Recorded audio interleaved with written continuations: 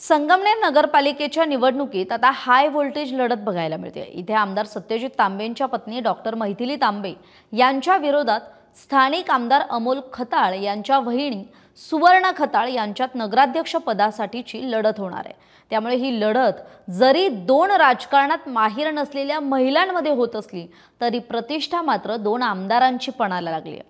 2024च्या विधानसभा निवडणुकीआधी संगमनेर नगरपालिका आणि विधानसभेवर माजी आमदार बाळासाहेब थोरात यांचं एकहाती वर्चस्व असल्याचं मानलं जात होतं।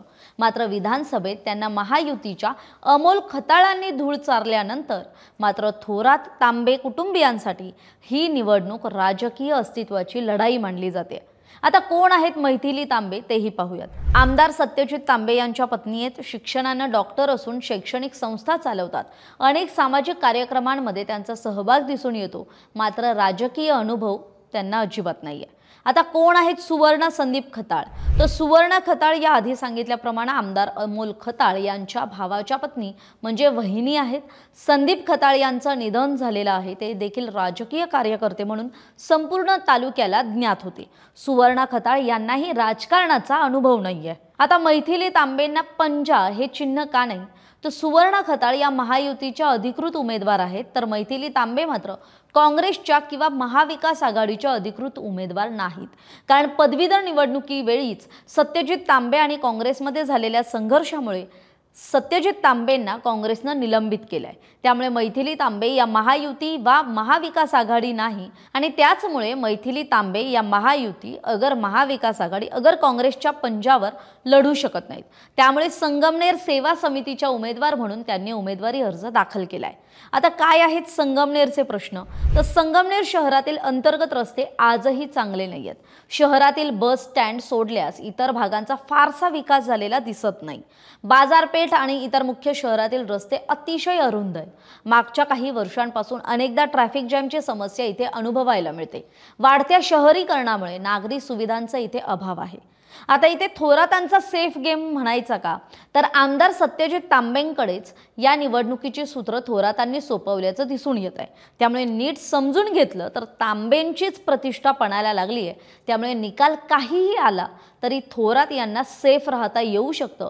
त्यातच मैथिली या पंजावर लढत नाहीयेत, त्यामुळे आपल्या थेट उमेदवार नाहीत असाही दावा पुढे जाऊन बाळासाहेब थोरात करू शकतात।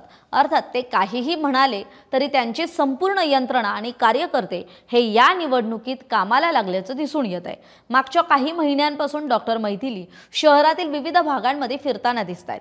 मात्र यापूर्वी सत्यजित यांच्या आई दुर्गा तांबे या अनेक वर्ष नगराध्यक्ष राहिल्यामुळे ते कुणाला उमेदवार म्हणून उतरवणार याबाबत उत्सुकता होती, परंतु वाढतं वय आणि राजकीय गणित लक्षात घेता त्यांनी तरुण आणि अधिक सुशिक्षित उमेदवार म्हणून डॉक्टर मैथिली तांबेंची निवड केलेली दिसून येते।